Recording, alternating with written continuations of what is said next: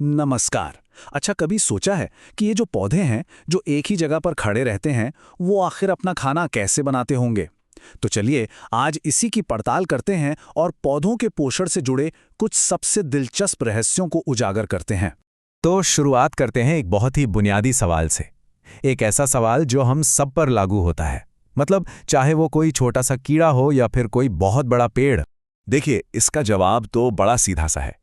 खाना या कह लें भोजन, वो फ्यूल है, वो ईंधन है जो शरीर को बढ़ने, खुद को ठीक ठाक रखने और भाई जिंदा रहने के लिए जो भी एनर्जी चाहिए वो सब देता है। तो आज हम किन किन चीजों पर बात करने वाले हैं, देख लेते हैं जरा। ठीक है, तो चलिए शुरू करते हैं। सबसे पहले ना पूरे लिविंग वर्ल्ड को दो टीमों में बांट कर देखते हैं। और ये टीमें किस आधार पर बनेंगी? इस आधार पर कि वो अपना खाना लाते कहाँ से हैं। तो एक टीम है ऑटोट्रॉफ्स की, मतलब स्वपोषी। ये वो हैं जो अपना किचन खुद चलाते हैं, अपना खाना खुद बनाते हैं, जैसे कि पौधे। और दूसरी टीम में आते हैं हेटेरोट्रॉफ्स, यानी विषमपोषी, जैसे कि हम लोग, जो अपने खाने के लिए दूसरों पर निर्भर रहते हैं। अब आते हैं ऑटोट्रॉफ्स की असली सुपर पावर पे, और वो है प्रकाश संश्लेषण, यानी फोटोसिंथेसिस। वाकई एक जादुई प्रक्रिया है ये। एक बड़ी अच्छी बात कही गई है कि जो पत्तियां होती हैं ना, वो असल में पौधे की फूड फैक्ट्रीज हैं, मतलब खाद्य फैक्ट्रियां। और ये सोचने का सबसे सही तरीका है कि खाना आखिर बनता कहाँ है। अच्छा, अब किसी भी फैक्ट्री को चलाने के लिए रॉ मटेरियल मतलब कच्चा माल तो चाहिए ही, है ना? तो इन फूड फैक्ट्रीज का कच्चा माल क्या है? वो है मिट्टी से मिलने वाला पानी और मिनरल्स, हवा से कार्बन डाइऑक्साइड, और हाँ, सबसे जरूरी, सूरज से मिलने वाली एनर्जी। और ये पूरा प्रोसेस है ना, एक कमाल की 4 स्टेप असेंबली लाइन की तरह काम करता है। देखिए, जड़ें पानी और मिनरल सोखती हैं, पत्तियां हवा से कार्बन डाइऑक्साइड अंदर लेती हैं, पत्तियों में मौजूद क्लोरोफिल सूरज की रोशनी को कैप्चर करता है, और फिर इन सबको मिलाकर पौधे का खाना यानी कार्बोहाइड्रेट्स तैयार हो जाता है। कितना शानदार है!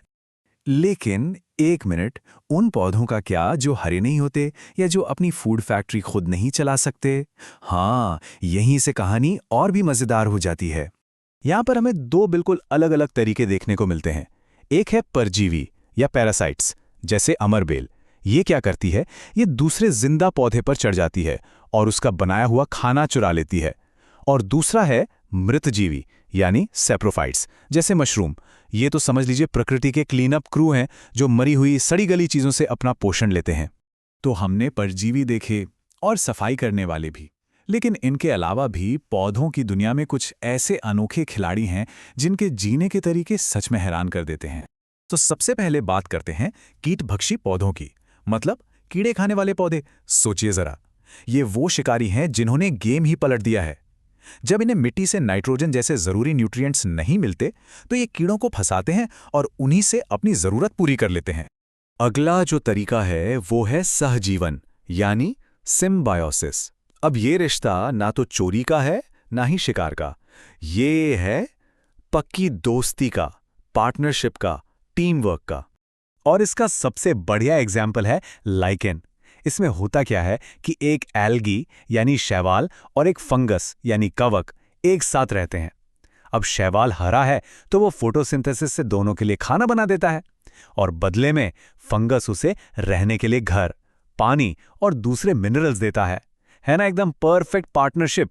तो अभी तक हमने ये तो देख लिया कि पौधे मिट्टी से पोषक तत्व लेते हैं, पर सोचने वाली बात यह है कि ये न्यूट्रिएंट्स मिट्टी में वापस कैसे पहुंचते हैं? खत्म क्यों नहीं हो जाते?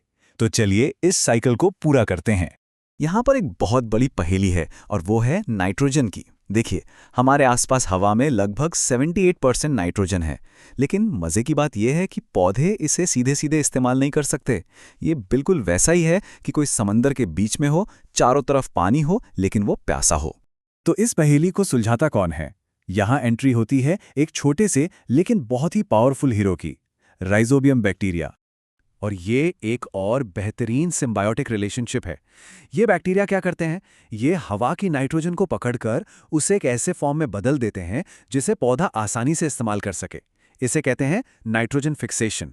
और इस शानदार काम के बदले में पौधा इन बैक्टीरिया को रहने के लिए अपनी जड़ों में जगह और खाना देता है।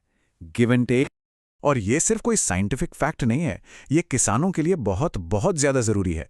इसीलिए तो वो अक्सर दाल, मटर, चने जैसे फलीदार पौधे लगाते हैं। इससे उनकी मिट्टी में नेचुरली खाद पहुंच जाती है और उन्हें केमिकल फर्टिलाइजर का इस्तेमाल कम करना पड़ता है।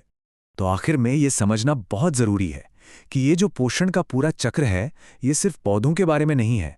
ये हर जिंदा चीज को एक दूसरे से जोड़ता है, हम सबको जोड़ता है।